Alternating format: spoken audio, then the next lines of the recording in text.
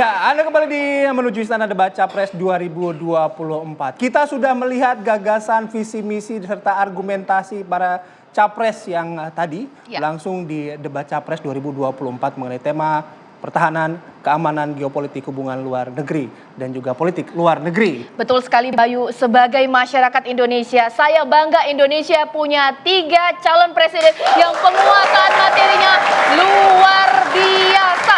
Salut. Salut. Ya. Kita disuguhi berbagai gagasan termasuk juga ketika para capres ini menyampaikan argumentasinya. Itu bisa menjadi bahan pertimbangan bagi Anda untuk menentukan siapa pemimpin yang Anda pilih pada 14 Februari 2024 mendatang. Ya.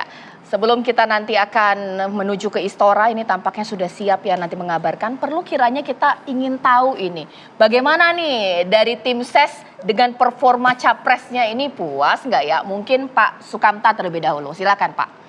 Performa Pak Anies malam hari ini. Ya, terima kasih. Terima kasih.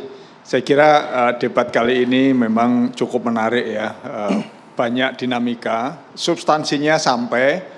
Tapi juga ada eksplorasi tentang karakter, emosi, walaupun itu menarik karena pemimpin Indonesia ini kan pemimpin negara besar dengan penduduk yang super besar. Penting juga kita memiliki pemimpin yang semuanya itu diketahui oleh rakyat dari sekarang. Nah, dari performa debat kali ini sebetulnya saya membayangkan ketiga pasangan capres ini itu menarik kalau ke depan jadi teamwork di pemerintahan yang sama itu. Jadi saya kebayang siapa presidennya, siapa menhannya, siapa mendagrinya gitu. Mudah-mudahan ke depan ini bisa terwujud. Oke. Baik. Terima kasih Pak Sukamta. Bang Daniel, gimana Bang Daniel? Dari debat ini kita bisa melihat sosok Pak Prabowo menunjukkan kenegarawanannya. Artinya banyak hal terutama terkait dengan pertahanan yang memang sifatnya sangat rahasia. Itu untuk menjaga eksistensi kekuatan kita sebagai bangsa dan negara. Jadi kalau ada orang atau tokoh politik yang menganggap semua hal terkait pertahanan itu bisa dibuka, itu justru menunjukkan ketidaknegarawanan, bahkan seperti ingin menggadaikan Republik Indonesia.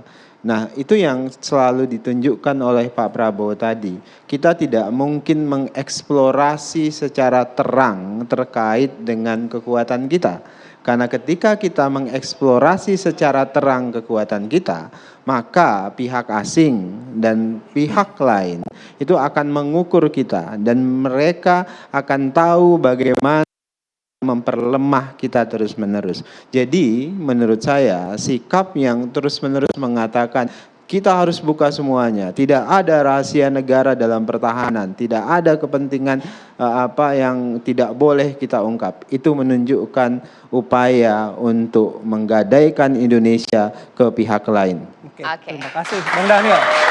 Bang Andreas, gimana Bang Andreas? Ya, saya kira debat malam hari ini menarik. Banyak poin yang disetujui, apa yang disampaikan oleh Mas Ganjar itu dalam catatan saya 4 kali disetujui oleh Pak Prabowo. Dan saya kira dalam hal ini artinya apa? Mas Ganjar menyampaikan dan argumentasinya itu kuat. Soal kerahasiaan negara kita tahu mana yang rahasia dan mana yang tidak rahasia. Soal anggaran pertahanan itu bukan hal rahasia karena itu dibicarakan terbuka dan publik. Dan tadi yang ditanyakan bukan merupakan hal yang menjadi rahasia negara yang seharusnya mungkin poin-poinnya bisa disampaikan sehingga rakyat perlu tahu. Nah itu saya kira poin yang berkaitan dengan rahasia negara. Selebihnya ada poin-poin yang juga memang menjadi perdebatan yang cukup panas dan saya kira baik karena dengan debat itu rakyat bisa melihat. Saya mendapat dengan apa yang disampaikan oleh Pak Kamta tadi, di samping substansinya, orang juga bisa melihat bagaimana pemimpin dengan cara berpikir dan mensikapi setiap persoalan yang ditanyakan dan setiap bagaimana perform yang ditunjukkan ketika menjawab pertanyaan tersebut. Saya kira ini penting karena ini akan menunjukkan ya karakter siapa pemimpin yang akan dipilih nanti. Oke, terima kasih Oke, Bang iya. Andreas. Menarik ya. Itu tadi Sekarang, menilai dari tim ses masing-masing. Ini sebelum kita ke Istora ya untuk menyimak kondisi terbaru dari sana, apakah dari setiap paslon ini akan menyampaikan pernyataan persnya Ya. usai melaksanakan debat yang baru saja selesai diselenggarakan di Istora Senayan. Kita ke panelis dulu terlebih dahulu, mungkin Caca, saya ke Prof. Hamdi Muluk ya.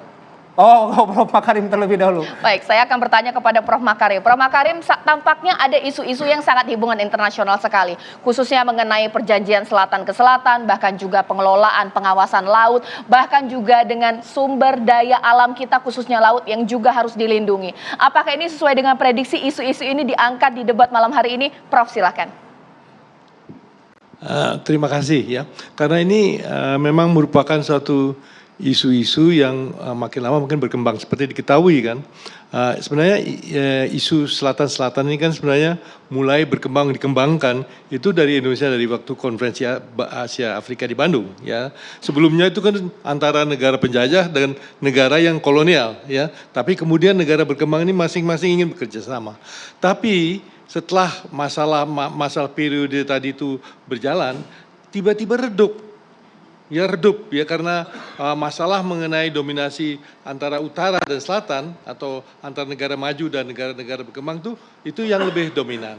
Tapi belakangan sekarang ini mulai timbul kesadaran bahwa negara-negara yang tadinya negara berkembang sekarang mulai negara berkembang maju. Oke, Baik, mohon maaf ditahan Prof, dulu, sebentar mohon kita maaf, tahan Prof. dulu. Wah. Prof, ini ada keterangan pers yang disampaikan oleh paslon nomor urut 3 ya. Ganjar Pranowo dan juga ada Prof. Mahfud MD yang sudah siap memberikan pernyataannya.